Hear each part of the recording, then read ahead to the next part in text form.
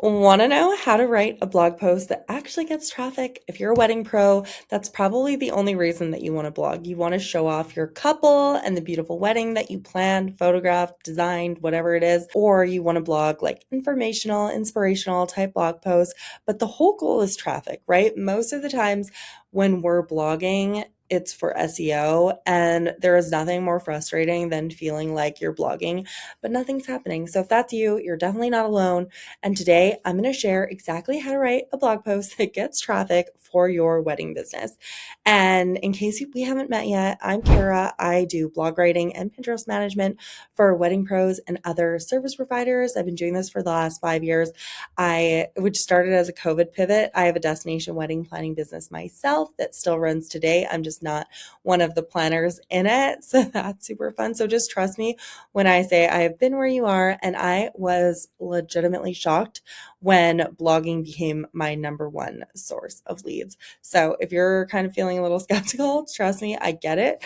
And we're going to talk about exactly how to do it today. So starting with part number one, which is keyword research. This is the most important thing.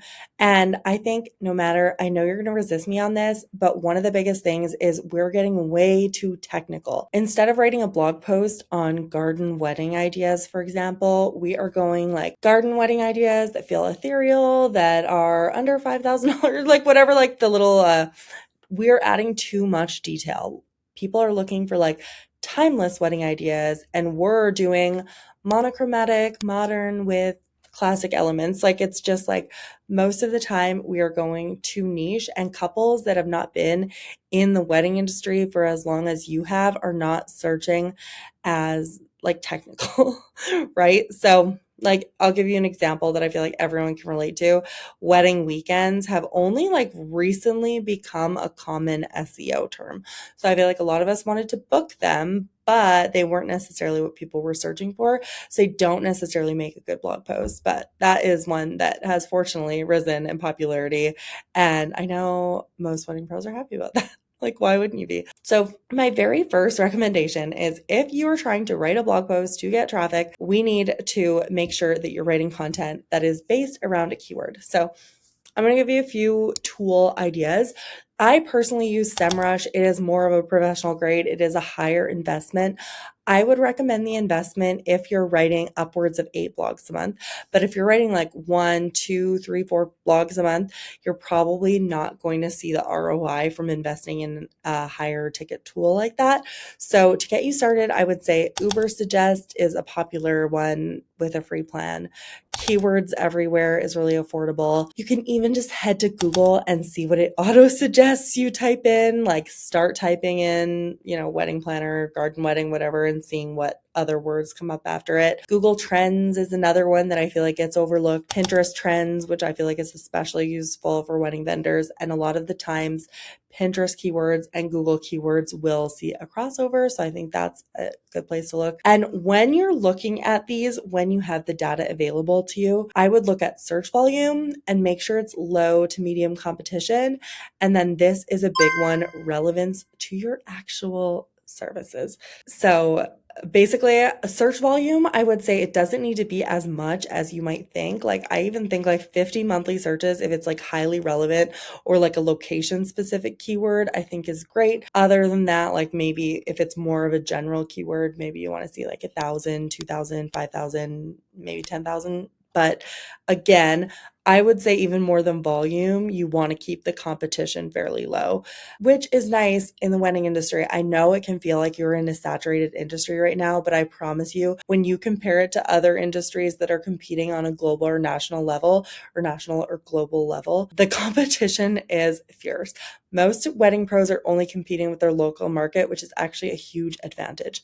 So that's kind of what I would look for search volume, but ideally you want it to have low to medium competition. And then relevance to your actual service, I think that's kind of self-explanatory, but just to kind of further drive home this point, if you are a wedding planner and you don't offer day of coordination, you probably don't want to have a guide putting together the best welcome bags, because by the time somebody is searching for that, the decision has long been made, right? So that is just something else to keep in mind. If you're like, I would, to give a different idea, I would maybe look for like what to look for in a wedding venue. Should you have a wedding venue before you hire a planner? Questions to ask your planner, style. I think a lot of times when we're thinking about our ideal client, they're not necessarily looking for like tons of informational posts, but they might be. Like they might be in the gathering stages. I know a lot of us are like analytical researchers, right? The joy of the internet generation. So they might be, first of all, but then also don't underestimate the power of those more aspirational or inspirational kind of posts, like roundup of, you know, 8 of my favorite spring wedding color palettes or something like that. So that's the first thing. It's really, really consider your keyword. The second thing, which kind of ties into this relevance, is understanding buyer awareness. So I think also a lot of times we feel like people are super aware of what we offer and they might not be. So an example of this is like if you're a wedding content creator or if you're a wedding photographer, couples might not understand the crossover of what's expected, what's not expected. I think I notice this a lot when I'm looking at wedding pros websites, because part of when someone hires me to do their Pinterest and blogging, I'm obviously looking at their website because that's where we're going to be sending traffic, right? That's the whole point. And in order for me to do my job well, it kind of needs to convert over there. And I would say like sometimes in the contact form, there's these pre-qualified questions like, what is your budget? What venues have you looked at? Like things like this. Couples might not even necessarily know the answer, not because they're trying to like withhold budget information. They just don't know what they don't know. So I really think that we need to set up our website in a way that is like understanding that some customers are going to come to your blog and be fully ready to book the photographer, to book the florist, etc. And some do need a little bit more warming up. So another thing that I would recommend at this stage is having more places for them to go. So I always say your blog should meet people at the Googling at midnight in a state of panic kind of stage. You want to have more than one blog post. You want to have a decent, like a chunk of content that they can absolutely binge. You also want them to warm up somewhere. So whether that's like signing up for an email list and getting a freebie, taking a quiz, or even just coming to find you on Instagram. I love writing a blog post that then leads to an Instagram post because people can really like head over there and start binging a bunch of content. It's great for so many reasons. And in my own wedding business, I can't tell you how often this has happened where someone had reached out and they're like, I spent all night reading your blog post. So I think that that's really important to understand as you're starting to write the blogs. Yes, the goal is traffic, but then just know some people just got engaged yesterday and some people are like, okay, I'm finally ready to book. And just making sure you have something that kind of caters to everyone, because not everyone is going to want to head straight to a contact form. Then part 3 is kind of the SEO and formatting tips that are actually going to matter if you want traffic. So one thing that my clients are always asking me about is word count. I would say for most wedding pros, aiming between 800 to 1500 words is going to be a good goal. I think the days of 200 to 300 word paragraphs that sit above a collage of images are very much over. I also think that people don't want to read giant blocks of text. So finding like if you're on WordPress, you can add spacers, or show it, you can add spacers, just to kind of break up that text and make it easy to digest. Easy to read if someone wants to read every single word, but more important than that, so easy to skim because most people are going to skim. I also think one of the mistakes that I'm seeing that will kind of kibosh your traffic is headings. So you should only have one H1 heading, which is the title of your blog post, and then your H2 or headings 2 should be like, you can have a few of those throughout, and then for sub points even drop down to H3. A lot of times, and I see this especially with Show It websites, and I know so many wedding pros are on Show It, and I love Show It, but you'll choose the headings based on like the aesthetic of the overall blog without realizing that those heading numbers actually serve a purpose for search engines. If you have everything as a H1, you're basically telling Google that every single heading on this page has equal weight. And I know that that's not the case. Like, go back and look at your headings and you'll be like, yeah, that is not the case. Obviously, the title of the blog post was more important than, my very last heading on the page or something like that. So that's something super easy to keep in mind. The other thing is having no internal or external links. So throughout your blog post, make sure to link to other blog posts, make sure to link to your services page, and make sure to link to your contact page, right? At minimum. I would also say external links. Google likes to see a few external links because it really positions you as a resource. However, for the interest of conversion, I like to think of external links that are going to keep them in my world. So maybe I'm going to link to somewhere that I got published for more reading, or I'm going to link to my Instagram, or I'm going to link to my email opt-in, or I'm going to link to my Pinterest for more inspiration. Like, think of other websites that have high domain authority. You don't want to like link to like your sister's website or something. But like what is going to keep them on the journey to warm up with you? And then the fourth kind of SEO thing I would add is images. So images are actually such a huge part of SEO, even though they're not the part that everyone talks about. And so with every image, you're going to want to rename it. You're going to want to resize it so the file size isn't too big.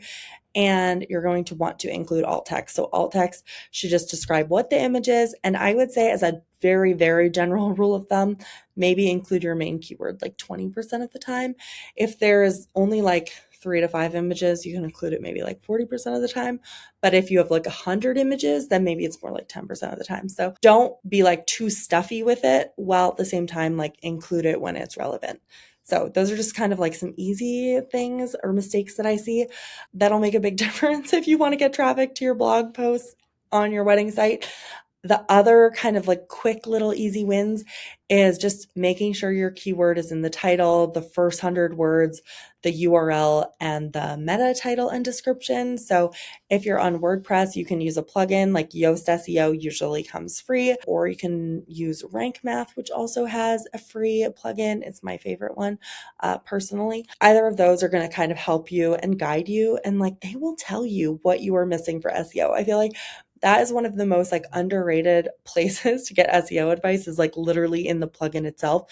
Because while I don't think these tools are perfect, sometimes I think they give you the green light a little bit too easily, if I'm being honest.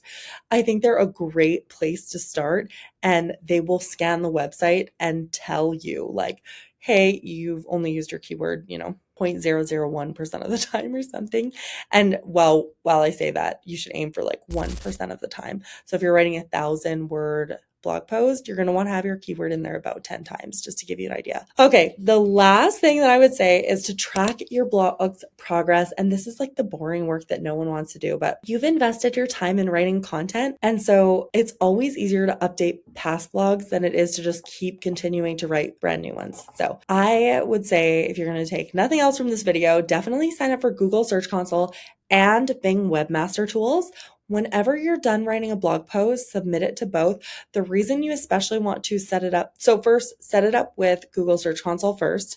And then once you have it, it's super easy to set up Bing Webmaster tool, because it can actually like kind of connect to your Google Analytics and like be set up easily. The reason you want to submit it to Bing is because that is what ChatGPT is pulling from. So if you're worried about the future of AI and like, are people going to still use Google? At least you kind of have a backup, like your blogs can show up in both places. So that's something super interesting to keep in mind too. These platforms will show you how many times your blog posts are being seen and how many times your blog posts are being clicked. And then you can actually make decisions based on data instead of like emotion, because as a blog writer, I know it can feel like such a slow burn. And I know, especially in the beginning, it can feel like it's not working. And when you actually get to see the numbers, you can really see the small wins that come before the big wins. So, okay, before I recap, I just want to say, if you want a little more help with this, I have a free guide on writing blog posts that sell, so that once you get your traffic, you can turn them into clients. Yay. It'll be linked in the description box below. And then if you are interested in just getting this off your plate, I would love to work together. You can head to thecarareport.com/services to learn more about all the ways that we can work together. Okay, recapping.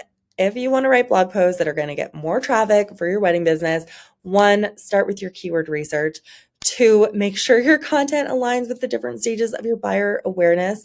3, use smart formatting and some of the SEO basics that we talked about in this video. And 4, track what's already working and double down on it. Thank you so much, and I'll see you in the next video.